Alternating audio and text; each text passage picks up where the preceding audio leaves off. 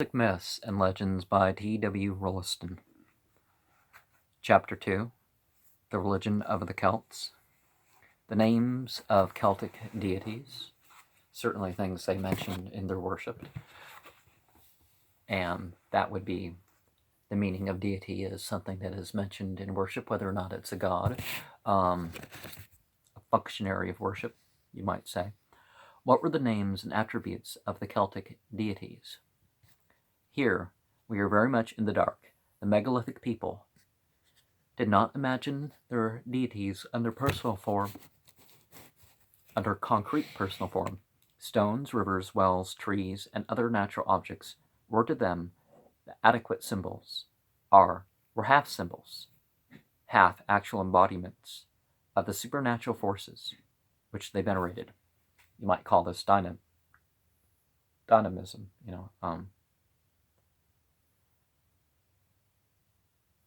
But the imaginative mind of the Aryan Celt was not content with this. The existence of personal gods with distinct titles and attributes is reported to us by Kaiser. The book squeaks if I don't hold it right.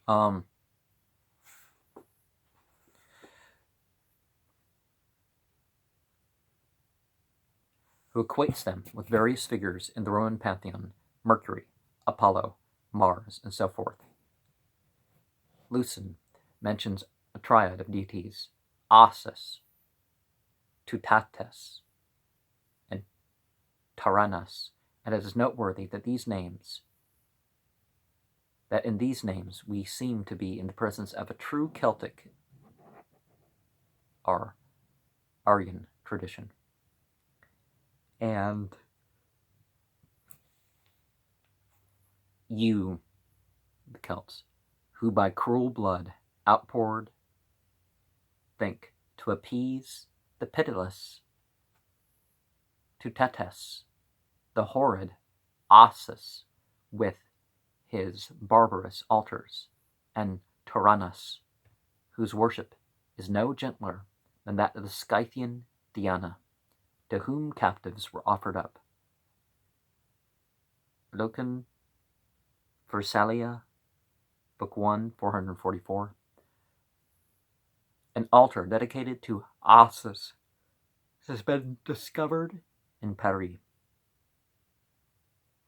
Thus, Asus is derived, Babela Guit, from the Aryan root as, meaning to be, which furnished the name of Asura Mazda, les Espirit sage, to the Persians, Asun to the Umbrians, Asa, divine being, to the Scandinavians, from which we get the Asir.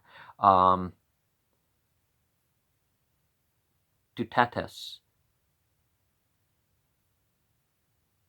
comes from a Celtic root meaning valiant, warlike, and indicates an entity equivalent to Mars. Taranas, Thor, according to Jubainville, is an entity of the lightning. Taran in Welsh, Cornish, and Breton is the word for thunderbolt. Votive inscriptions to these entities have been found in Gaul and Bretagne. Other inscriptions and sculptures bear testimony to the existence in Gaul of a host of minor and local deities, whom are mostly mere names, are not even names to us now. In the form in which we have them, these conceptions bear clear traces of Roman influence. The sculptures are rude copies of the Roman style of religious art, but we meet among them figures of much wilder and stranger aspects. Gods with triple faces, gods with branching antlers on their brows. Eric von Daniken would say it's antenna, it's technology. They don't depict branches and antlers up there. It's technology. It's okay, whatever.